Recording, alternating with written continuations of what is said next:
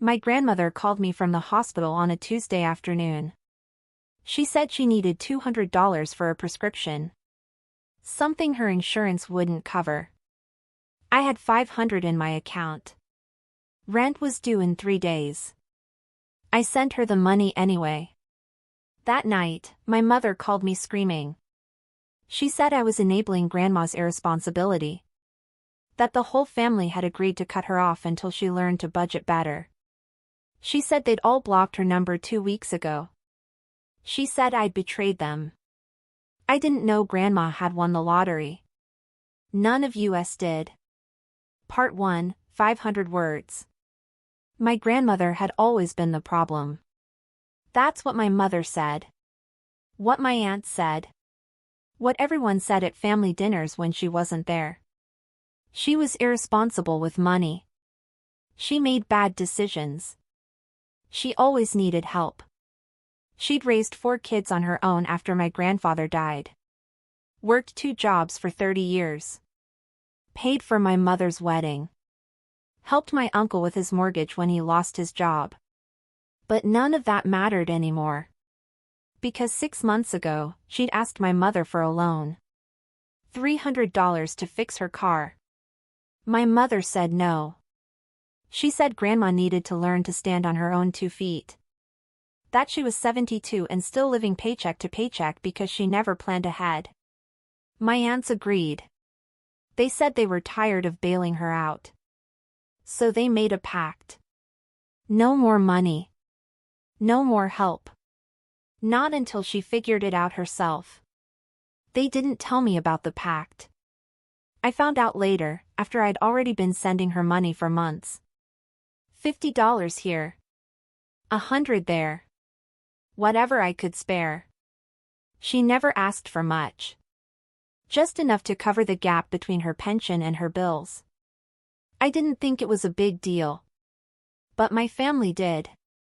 My mother found out when she saw a Venmo notification on my phone. I'd left it on the counter during Sunday dinner. She picked it up and read it out loud. For groceries. Thanks, sweetheart. Everyone went quiet. My mother looked at me. She said, "You've been giving her money?" I said, "Sometimes." She said, "How much?" I said, "I don't know. A few hundred over the past few months." My aunt set down her fork. She said, "We all agreed to stop." I said, "No one told me that." My mother said, "You should have asked." I stared at her. I said, "Why would I ask permission to help my own grandmother?" My uncle spoke up. He said, "Because you're making it worse. She's never going to learn if people keep rescuing her."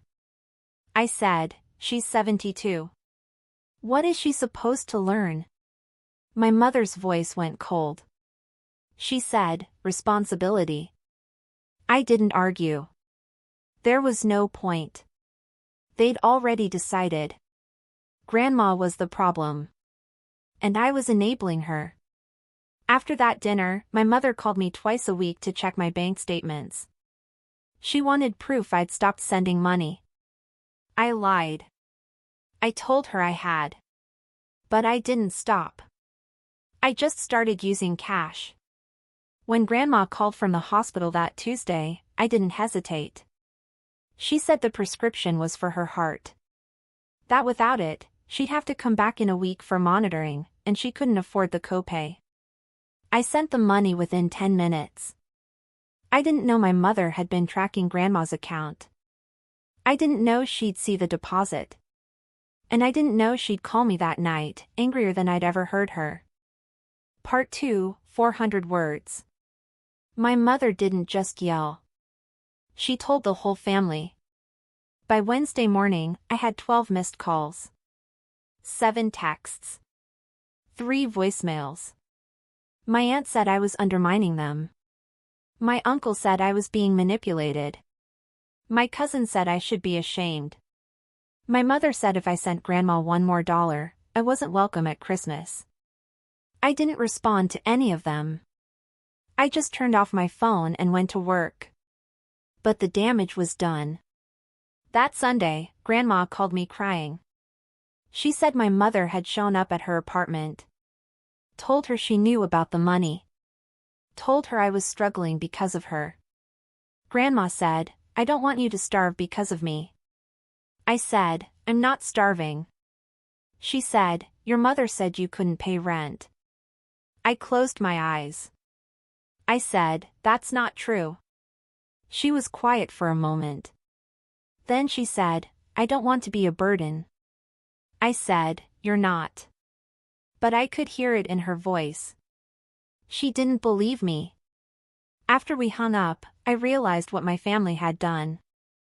They didn't just want to cut Grandma off. They wanted her to feel like she deserved it. 2 weeks later, Grandma sent me a text. It said, "Family meeting at my place. Saturday at noon. Everyone needs to be there."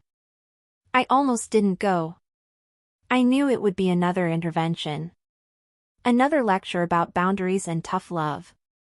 But something in the message felt different. She didn't ask. She told. Saturday came. I drove to her apartment expecting my mother, my aunts, my uncle. The whole firing squad. They were all there. Sitting in her tiny living room, looking annoyed. My mother saw me and said, "Good. You're here. Maybe you can talk some sense into her." I didn't ask what she meant. Grandma was standing by the window. She looked calm. Too calm. She waited until everyone stopped talking. Then she said, "I asked you here because I have something to tell you." My uncle sighed. He said, "Mom, if this is about money again." She cut him off. She said, "I won the lottery." No one moved. My aunt laughed. She said, "What?" Grandma reached into a drawer and pulled out a piece of paper. She held it up. It was a check. The check was for $333 million. My mother stood up. She said, "That's not real." Grandma handed it to her. My mother stared at it. Her hands started shaking. My aunt said, "When did this happen?" Grandma said, 3 months ago. My uncle's face went white. He said, 3 months? Grandma nodded.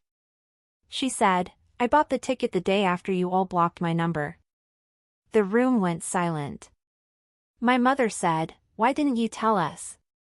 Grandma looked at her. She said, "Because I wanted to see what you do." My aunt stood up. She said, "That's not fair." Grandma said, "You blocked me for asking for $300.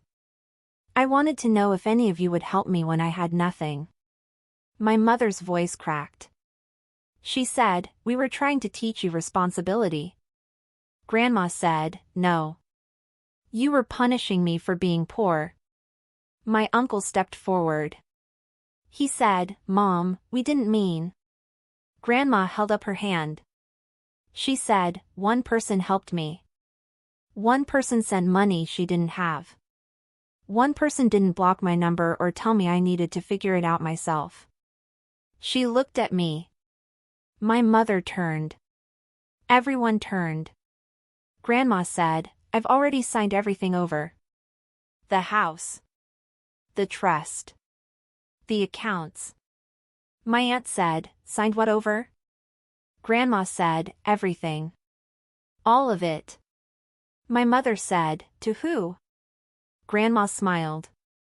She said, "To her." My mother's face drained of color. My uncle said, "You can't do that." Grandma said, "I already did. My lawyer filed it yesterday." She walked over to me and handed me a folder. She said, "It's yours. Every cent." I looked down at the folder. I didn't open it. I just looked at my family. And I saw exactly who they were. My mother started crying. Not sad crying. Angry crying. She said, "You can't cut us out like this." Grandma said, "I'm not cutting you out. You cut yourselves out. My uncle said, we're your children. Grandma said, and she's your niece. The only one who treated me like family. My aunt turned to me. She said, you knew about this, didn't you? I said, no. She didn't believe me. None of them did. My mother said, if you take that money, you're choosing her over us. I looked at her. I said, you already made me choose. I chose her months ago. My cousin said, this is insane. You can't just give away everything. Grandma said, I can. And I did. My uncle tried a different approach. He softened his voice. He said, Mom, we made mistakes. But we're still family. Grandma said, family doesn't block each other over $200. My mother said, we'll contest it. Grandma said, you can try. My lawyer says you'll lose. I stood up. I said, I'm leaving. Grandma nodded. She said, I'll call you tomorrow. I walked to the door. My mother followed me. She said, if you walk out with that money, don't come back. I stopped. I turned around. I said, I wasn't planning to. I left. Behind me, I heard my mother screaming. My aunts shouting. My uncle trying to calm everyone down. I got in my car and sat there for a minute. Then I opened the folder. Bank statements. Trust documents. Property deeds. All in my name. I didn't cry. I didn't celebrate. I just drove home. Grandma called the next morning. She said, you okay? I said, yeah. She said, good. Because I need you to do something for me. I said, what? She said, live your life. And don't feel guilty about it.